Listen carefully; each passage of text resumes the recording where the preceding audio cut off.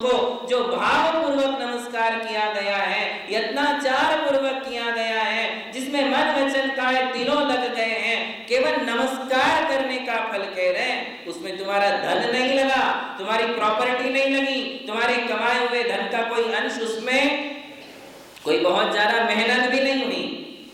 मेहनत हुई क्या? नहीं हुई। किंतु नमस्कार का अतिशय देखिए कितना बड़ा है।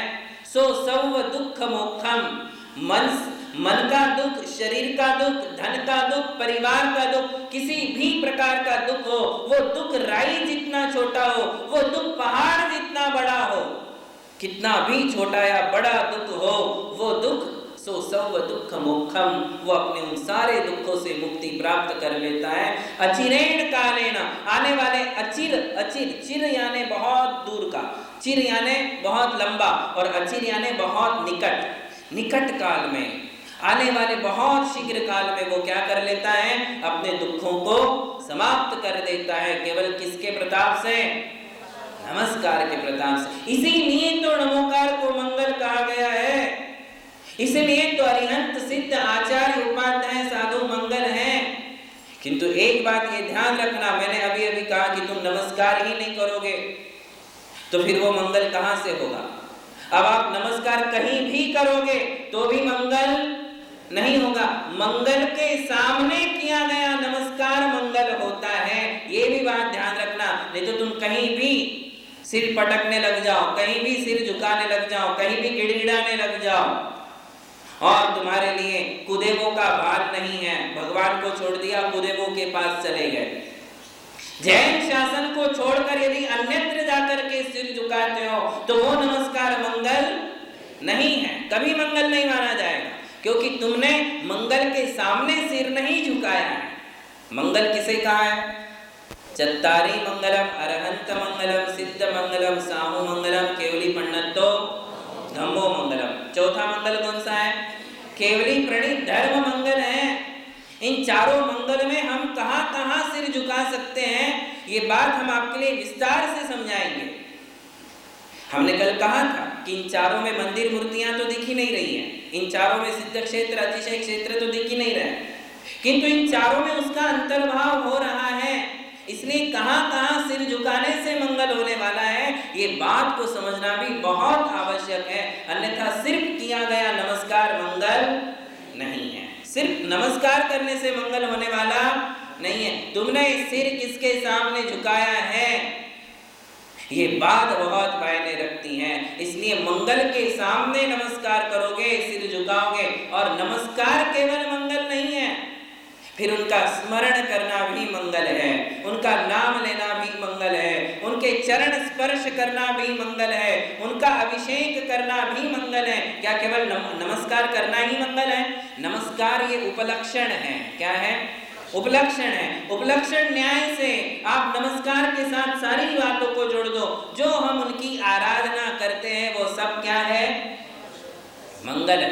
क्या है जी? जो आराधना, नमस्कार, पूजा, अभिषेक, दान आदि जितनी भी धर्म से संबंधित क्रियाएं हैं, इन मंगलों से संबंधित जितने भी आराधनाएं हैं, वो सारी आराधनाएं क्या हो जाएंगी? मंगल हो जाएगी। वो हमारे लिए मंगल है, हमारे जीवन में मंगल ही मंगल करेगी, प्रकाश ही प्रकाश भर देगी, खुशियां भर देगी, प्रसन्नता चेहरे पर व्यक्त होने लग जाएगी जब हम इन मंगलों के सानिध्य में आने लग जाएंगे। देखिए चत्तारी मंगलम में या नमोकार मंगलम में कहीं भी किसी गृहस्थ का नाम नहीं है। गृहस्थ मंगल है क्या? साहू मंगलम, साधु मंगल है, कोई गृहस्थ का नाम नहीं, कोई गृहस्थ मंगल नहीं है। इसलिए कहते हैं कि सुबह सुबह उठने के बाद, यदि आंखें खोलने के बाद सबसे पहले किसी के दर्शन करना हो तो किसके दर्शन करना? जिनेंद्र भगवान की मूर्ति के दर्शन करना। किसी फोटो में भगवान को देख लेना या फिर आंखों में ही किसी मंदिर के, किसी तीर्थ के दर्शन कर लेना। उठने के बाद सबसे पहले यदि तुम्हारे जीवन का, तुम्हारे दिन का मंगल करने वाले हैं तो वो भगवान हैं, वो हमारे गुरु हैं, उनके ही दर्शन हमारे लिए करना चाहिए। अन्नेन किम तदीयनाथ तवैव वक्त्रम, बोले सो करके उठने वाले व्यक्ति के लिए इस संसार में सबसे बड़ा मंगल यदि कोई है तो जिनेंद्र भगवान का चेहरा मंगल है, उनके चेहरे को हमारे लिए सामने लाना चाहिए, इससे बढ़कर और कोई मंगल नहीं है। इसलिए प्राचीन काल में या आज भी घरों में चैत्यालय होते थे, ग्रह चैत्यालय होते, तो वो इसीलिए कि सुबह उठते ही पहले मुझे जिनेंद्र भगवान के साक्षात दर्शन मिले, वो मंगल था, इसलिए वो चैत्यालय रखे जाते थे। इसलिए घरों में ये सारी आराधनाएं होती थी कि साक्षात जिनेंद्र भगवान की यदि मंदिर ही मूर्ति ही घर में रखी जाएगी, प्रतिष्ठित मूर्ति यदि घर में होगी तो मेरा घर ही मंदिर बन जाएगा, मेरा घर पूरा मंगल ही मंगल हो जाएगा। गांवों में, शहरों में कई जगह लोग अपने घरों में चैत्यालय रखे हुए हैं। पद्म पुराण में कहा है कि वो ऐसा समय था जब हर घर में चैत्यालय होते थे। पढ़िए आप पद्म पुराण के वे वाक्य, उसमें कहा कि एक ऐसा समय था, मुनि सूरतनाथ भगवान का शासन उस समय चल रहा था जब रामायण हुई थी। बोले वो ऐसा समय था जब प्रत्येक घर में धर्मात्मा व्यक्ति अपने घर में चैत्यालय रखते थे, ग्रह चैत्यालय होते थे। क्यों होते थे वो? क्यों होते थे? क्योंकि हमारे लिए मंगल चाहिए, दिन में प्रथम मंगल हमारे लिए भगवान के दर्शन चाहिए, इसलिए वो मंगल होते थे। यदि भगवान ही घर में नहीं है, उनकी फोटो भी नहीं है, तो किसको देखोगे? फिर कौन सा चेहरा घर में मंगल है? कोई है?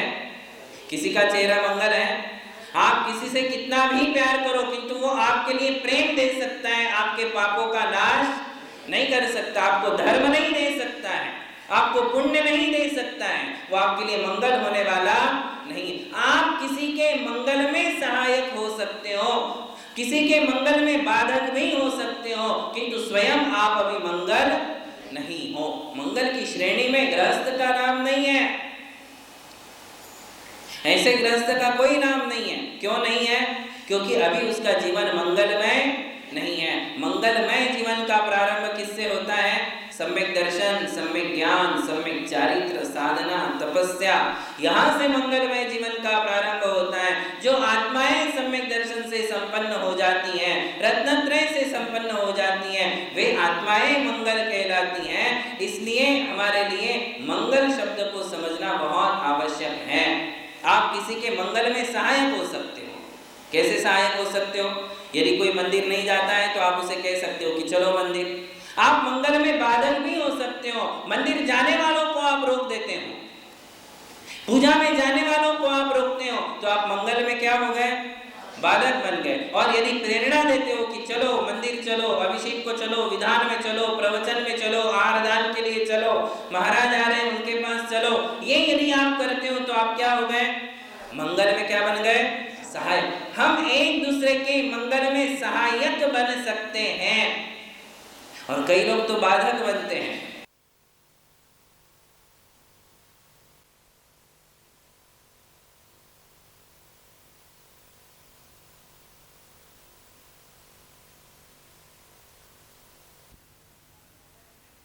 मंगलमय जीवन का प्रारंभ किससे होता है?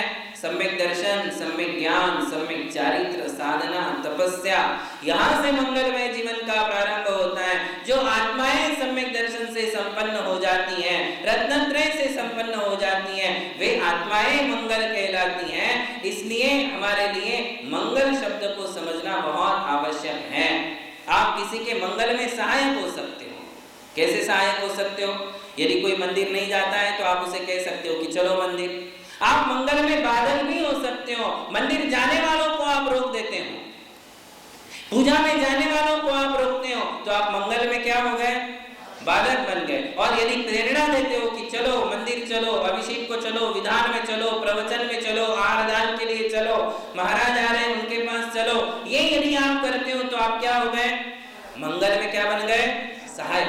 हम एक दूसरे के मंगल में सहायक बन सकते हैं, और कई लोग तो बाधक बनते हैं।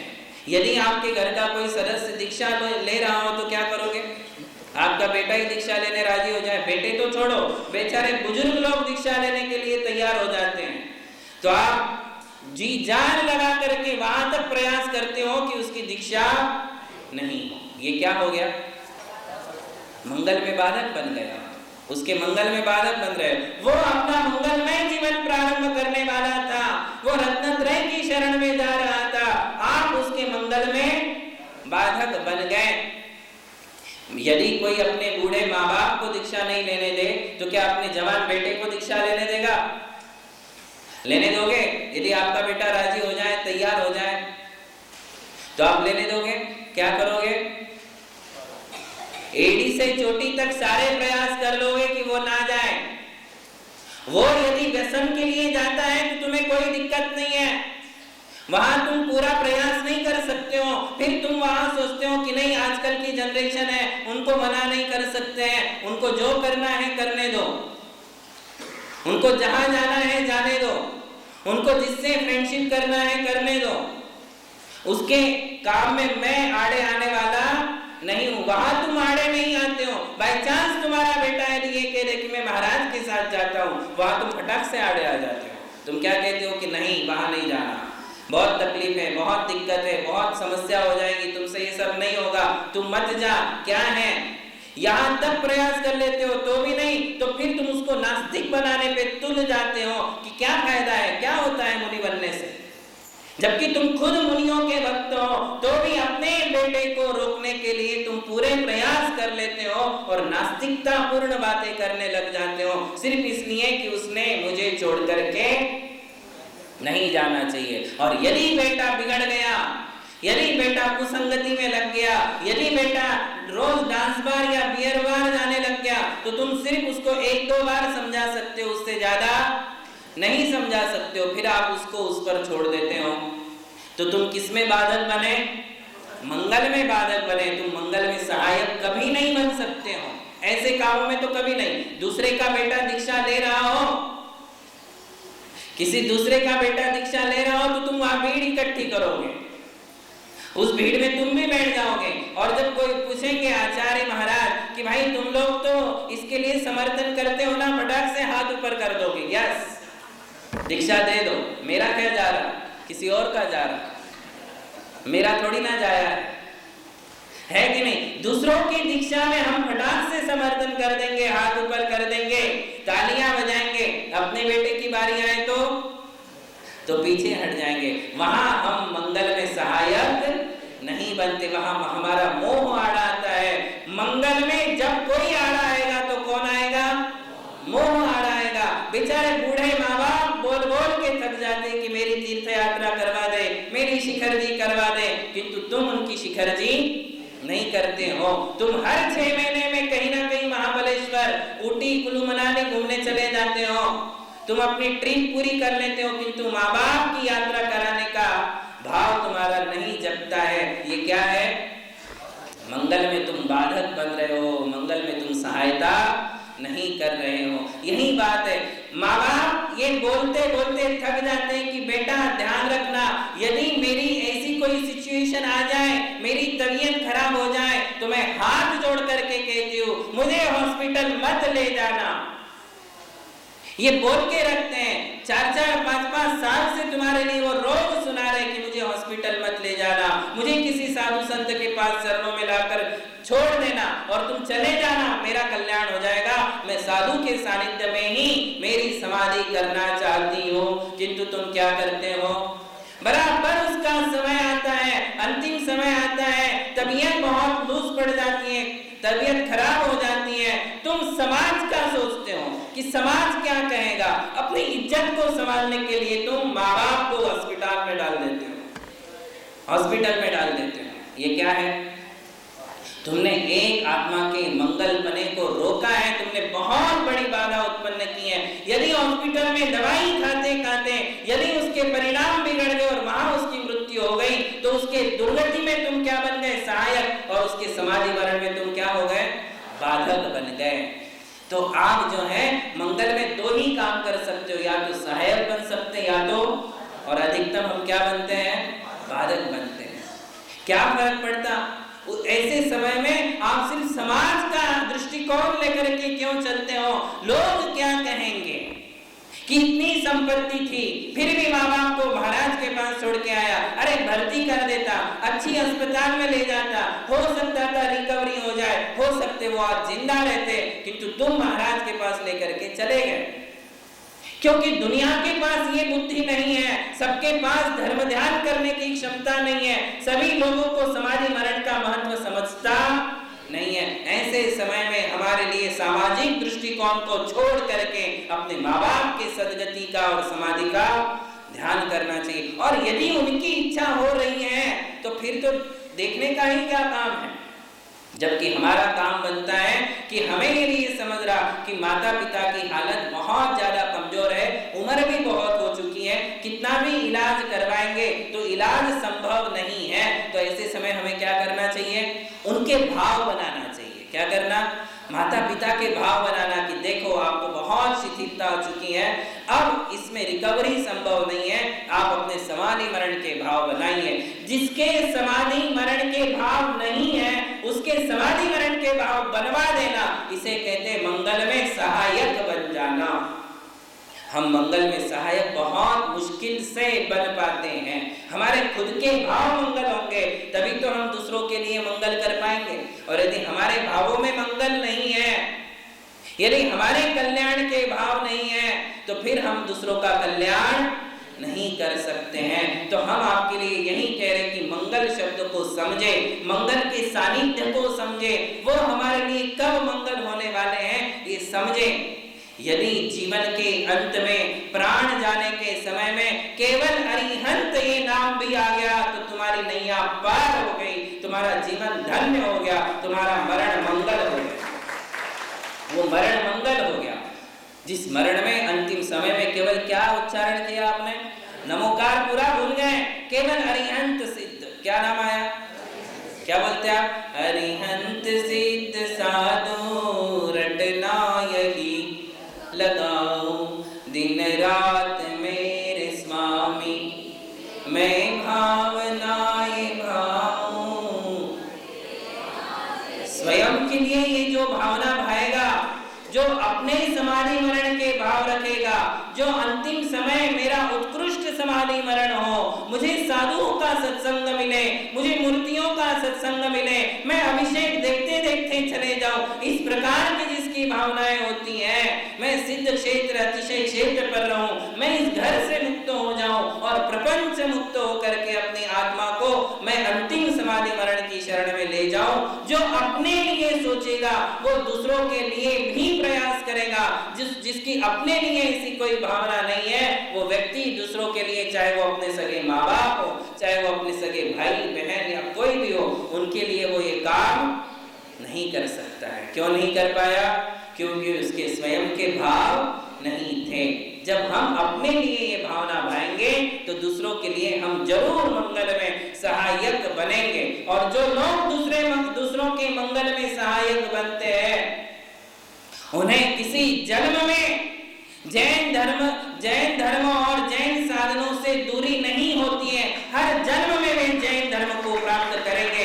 जब तक वे मोक्ष लक्ष्मी को प्राप्त नहीं करते, उन्हें जिनेंद्र भगवान का, जैन गुरुओं का, निर्ग्रंथ साधुओं का, जैन धर्म का सानिध्य मिलता ही रहेगा, जो दूसरों की समाधि मरण में सहायक बनेंगे। सहायक बनना पड़ेगा। अरे जो आत्मा नरक और तिर्यंच पर्याय में जाने वाली थी, उसकी वो पर्याय से छुटाकर तुमने उसको कहां भेजा, देव पर्याय में भेज दिया। समाधि मरण के फल से जब जटायु मरणासन्न था, जटायु के पास उस समय कोई नहीं था, वो सीता की रक्षा के लिए, सीता को बचाने के लिए रावण से लड़ा, और रावण से लड़ते समय चंद्रहास खड्ग से जब रावण ने उसको मारा और मार करके धड़ाम करके जैसे ही वो जमीन पर गिरा, वो जीवन की अंतिम सांसें गिन रहा था। उस समय जब उसके जीवन के अंतिम क्षण थे, उस समय राम सीता की खोज में भटक रहे थे। राम रो रहे थे कि सीता कहाँ है, सीता कहाँ है, कौन चुरा कर ले गया, क्या किसी ने देखा है, इस प्रकार का क्रंदन करते हुए वो घूम रहे थे। और जब चल रहे थे तो अचानक उनकी दृष्टि किस पर पड़ी, जटायु पक्षी पर। धर्मात्मा के लक्षण देखिए, जब उन्होंने जटायु को देखा, वो जटायु जिसने मुनियों के चरणों में व्रत धारण किए थे, सम्यक दर्शन धारण किया था, उस जटायु को देखते ही राम कुछ पल के लिए सीता को भूल गए। इसे कहते हैं धर्मात्मा का लक्षण। उन्होंने सोचा कि सीता तो फिर भी मिल जाएगी, किंतु इसके प्राण एक बार जो चले गए दोबारा मिलने वाले नहीं है, इसकी दुर्गति ना हो जाए। वो सीता को भूल गए, आंसू सूख गए और जटायु के पास जाकर के उन्होंने नमोकार मंत्र पढ़ना शुरू कर दिया। उसको ये नहीं पूछा कि अरे मरने से पहले बता दे सीता कहाँ है, ये नहीं बोला। उन्होंने क्या सोचा कि ये मर रहा है, उन्होंने उसके कानों में नमोकार मंत्र का जाप शुरू कर दिया और वो जटायु उस नमोकार मंत्र का जाप सुनते ही शांत हो गया।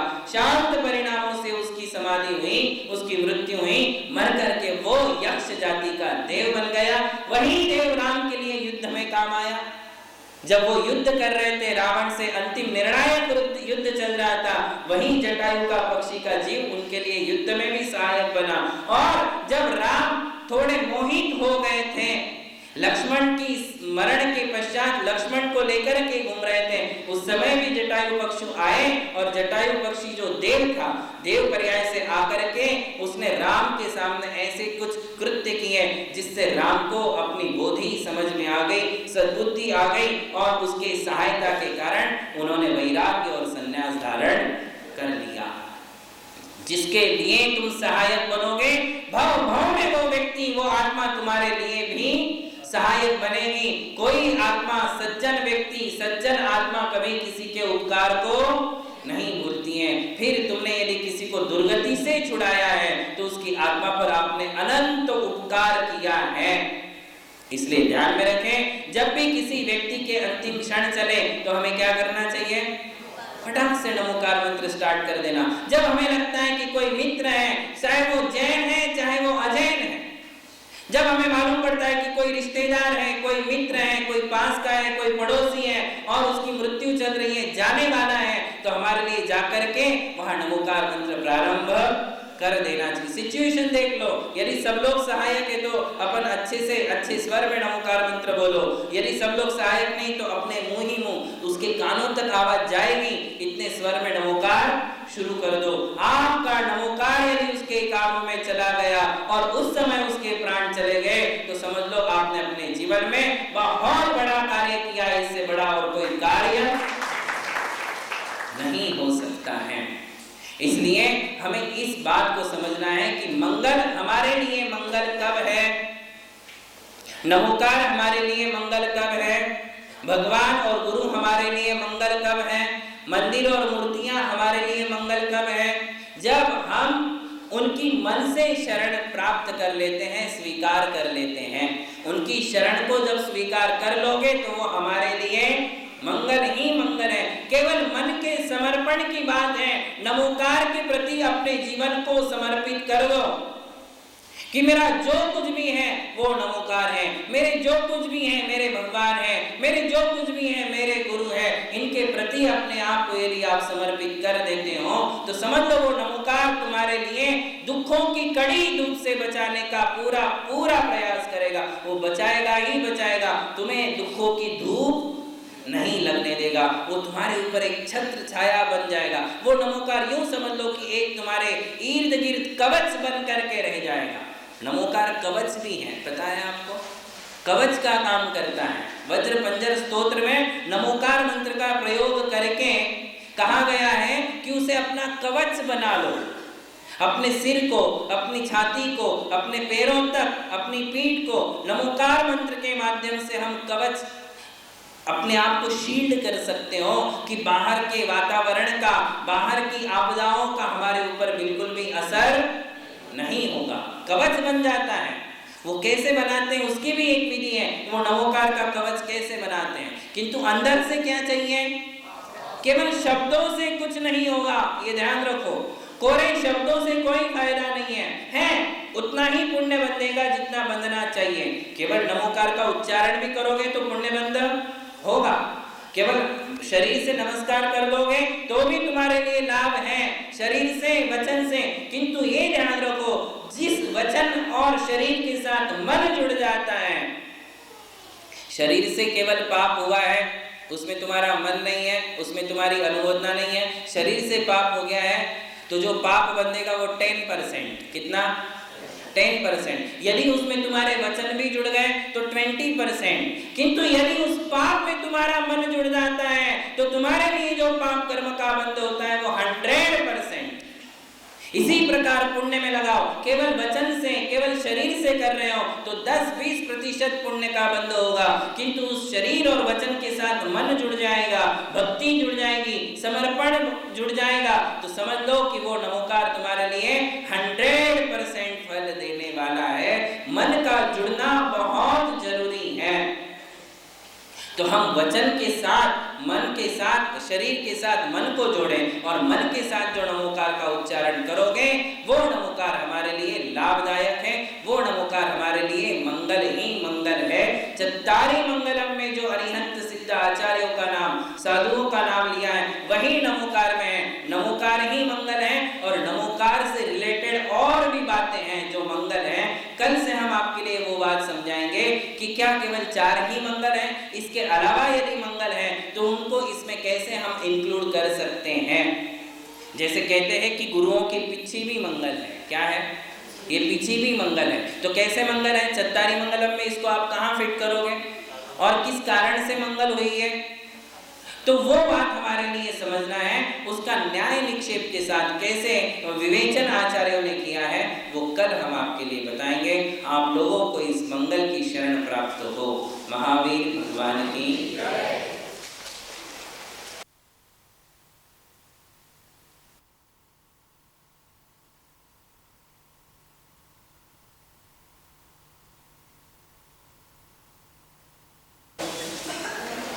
पुण्यम पूद कविता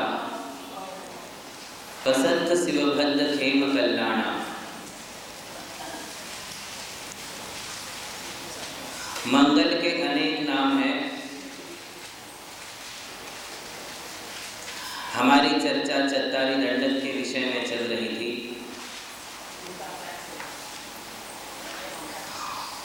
मंगल के अनेक नामों में से पुण्य भी उसका एक पर्यायवाची नाम है। पुण्य कहो, पूत कहो, पवित्र कहो, प्रशस्त कहो, शिव कहो, भद्र कहो, क्षेम कहो, कल्याण कहो, ये सब मंगल के ही पर्यायवाची नाम हैं।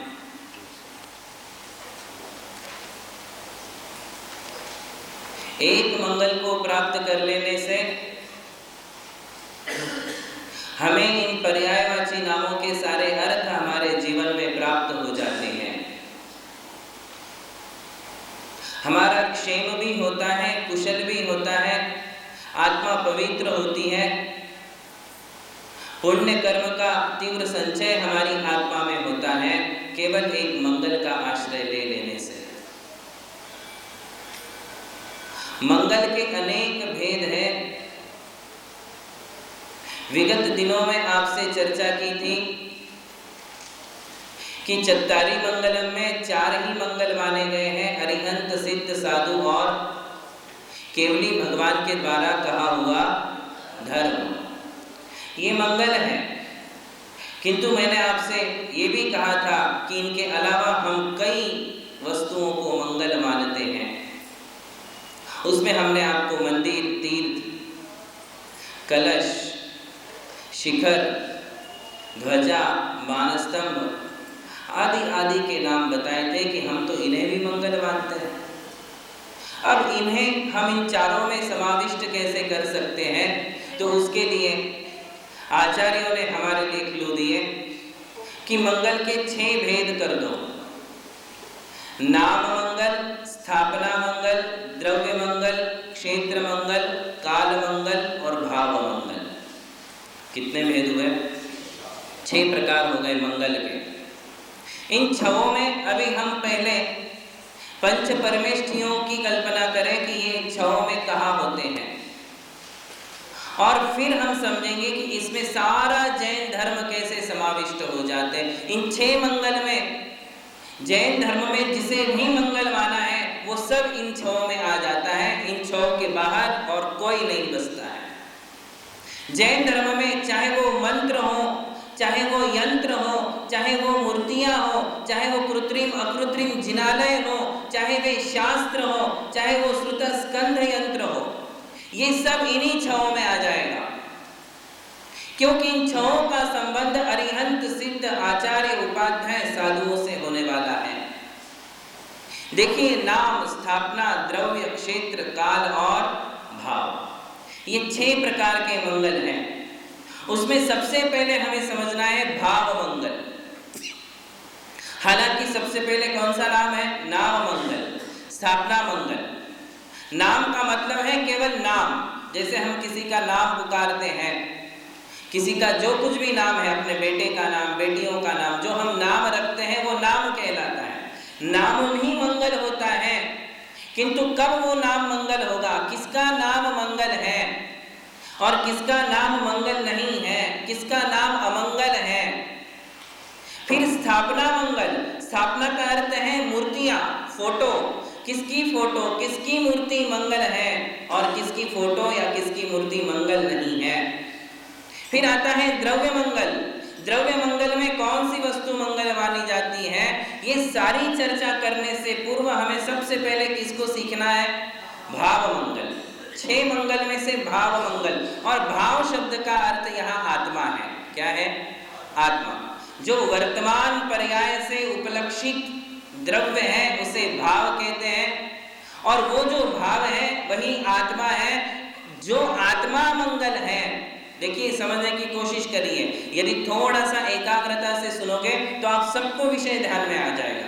किंतु ये विषय यदि आपको समझ में नहीं आया तो फिर हमारे सामने प्रश्न ही रह जाएंगे, उनके उत्तर हमें समझ में नहीं आएंगे। क्योंकि मैंने ही आपसे प्रश्न किया था कि जब चत्तारी मंगलम में 4 मंगल हैं तो ये बाकी सबका समावेश कहाँ होगा? आई बात समझ में? हम मंदिर को कहाँ डालेंगे? चत्तारी मंगल में मंदिर का नाम है क्या? नहीं है, किंतु मंदिर मंगल है ना, तो कैसे वो मंगल होगा? ये बात मैं आपके लिए समझा रहा हूं, इसलिए ध्यान से सुनिए कि नाम, स्थापना, द्रव्य, क्षेत्र, काल और भाव, इन 6 में सब कुछ आ जाएगा। किंतु कैसे आएगा? तो हमें पहले समझना है भाव मंगल। और भाव किसे कहते हैं? आत्मा को। कौन सी आत्मा मंगल है, पहले हम ये समझ लें।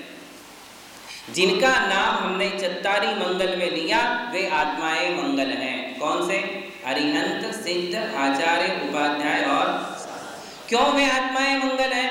क्योंकि उनकी आत्मा मंगल पर्याय से परिणमन कर चुकी है।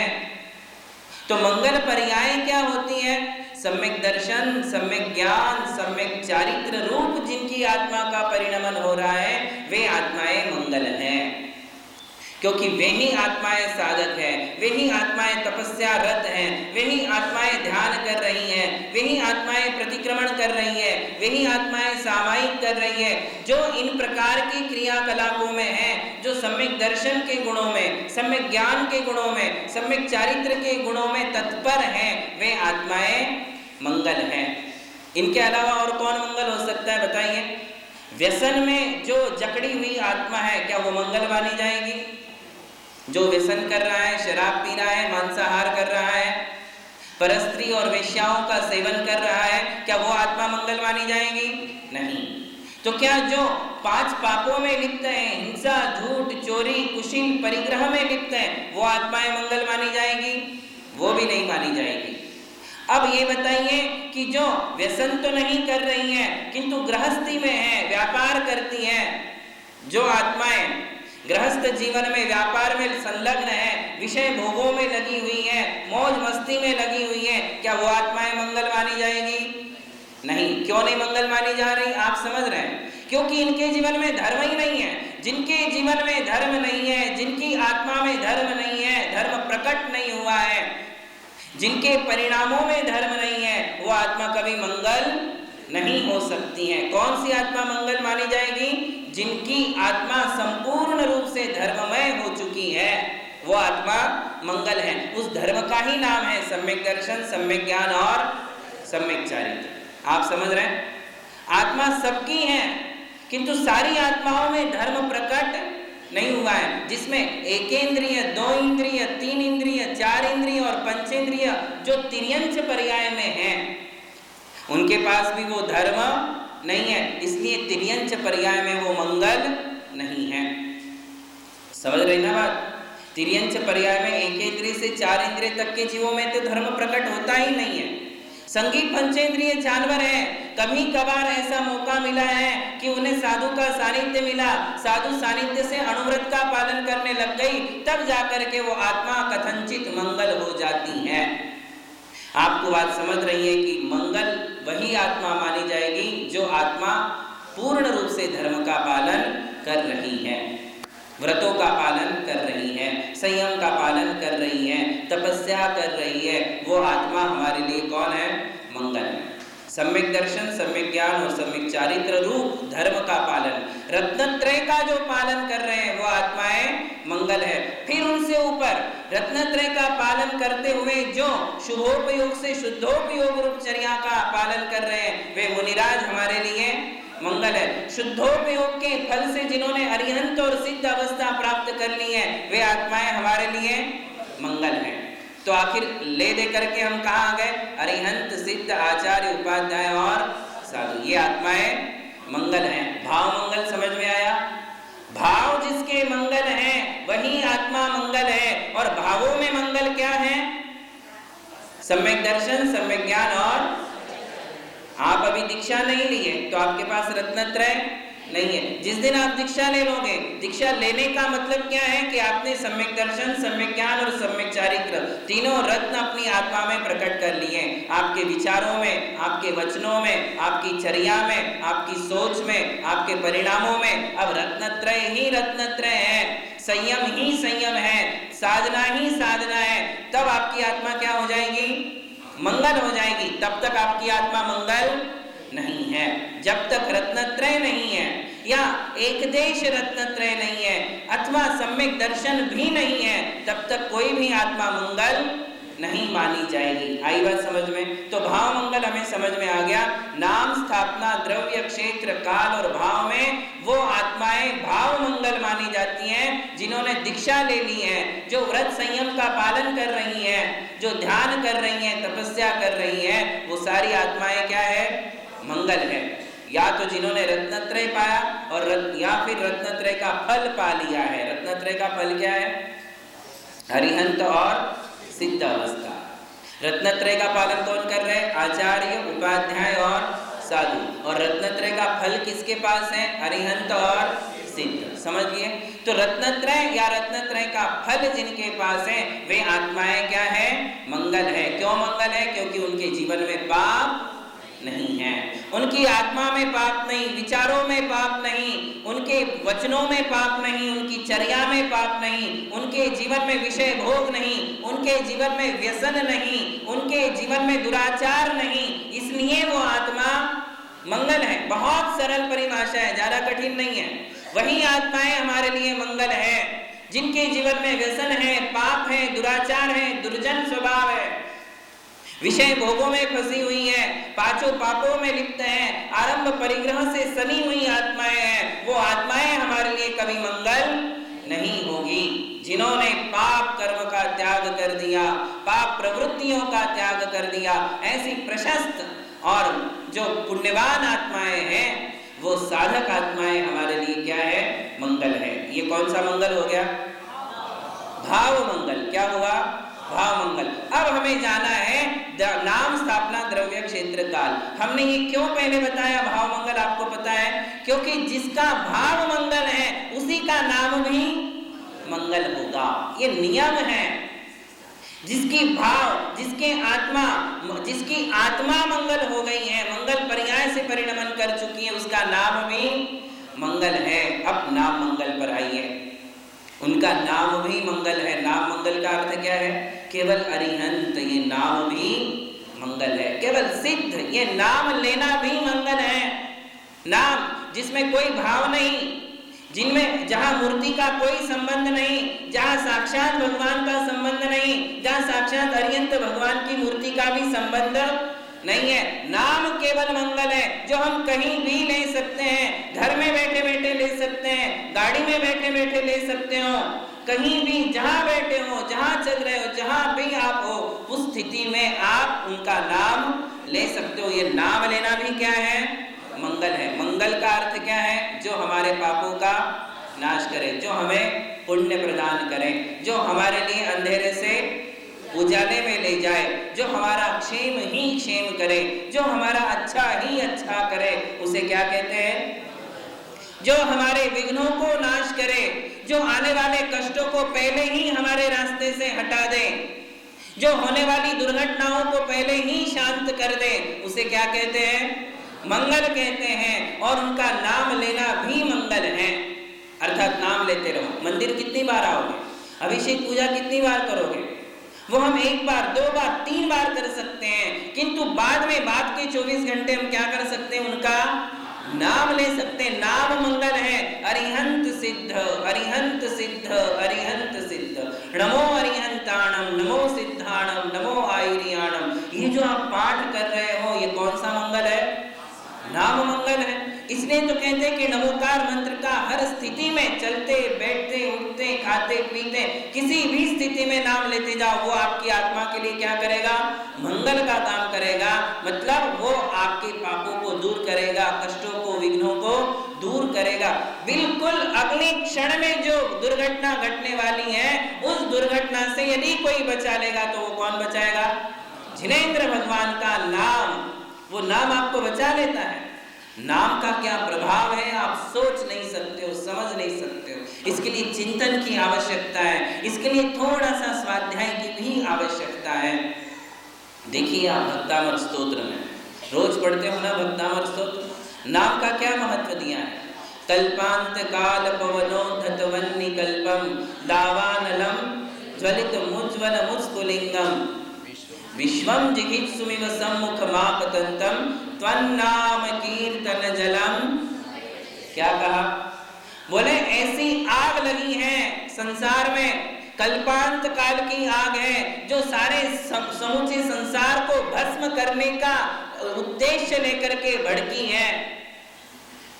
दावानलम ज्वलित मुज्ज्वल मुस्फुलिंगम, ऐसी ऊंची ऊंची उसकी पताकाएं निकल रही हैं, उसमें से फुल्लिंगे निकल रहे हैं। ऐसी आग जब लगी है, ऐसी आग को सामने देखता हुआ भी एक भक्त हृदय, आपका भक्त केवल आपका नाम लेता है। क्या करता है?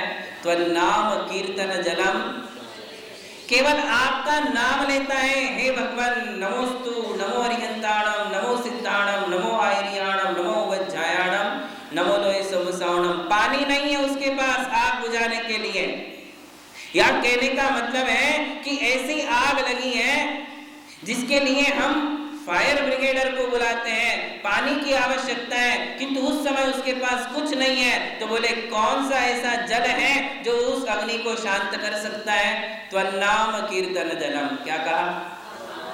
इतना विश्वास होना जरूरी है। आज कौन विश्वास करेगा इस बात पर कि बहुत बड़ी आग लगी हुई है, दुकान को आग लगी है, मकान को आग लगी है, फैक्ट्री को आग लगी है, उस आग के लिए शांत करना है। तो इतना विश्वास है आज हमारे में? क्या उस समय हमें भगवान का नाम याद आएगा? क्या उस समय हमारे लिए नमोकार याद आएगा? क्या हमारी फेथ लेवल इतनी हायर है कि हम उस समय ये सोचे कि भगवान के नाम से ये आग शांत हो जाएगी? भक्तामर स्तोत्र कह रहा है कि ऐसा हो सकता है, हो सकता नहीं, ऐसा होता है। किंतु इतना ऊंचा विश्वास आज हमारे पास नहीं है, और वो विश्वास नहीं होने के कारण काम नहीं हो रहा है। वरना त्वन्नाम कीर्तन जलम, केवल भगवान में नहीं, भगवान के नाम में इतनी शक्ति है कि हम नाम लेकर के वो आग को बुझा सकते हैं। तुरंत उसके अगले पद्य में देखिए क्या कहते हैं। रक्ते क्षणम समद कोकिल कंठ नीलम क्रोधोद्धतम फणिनमो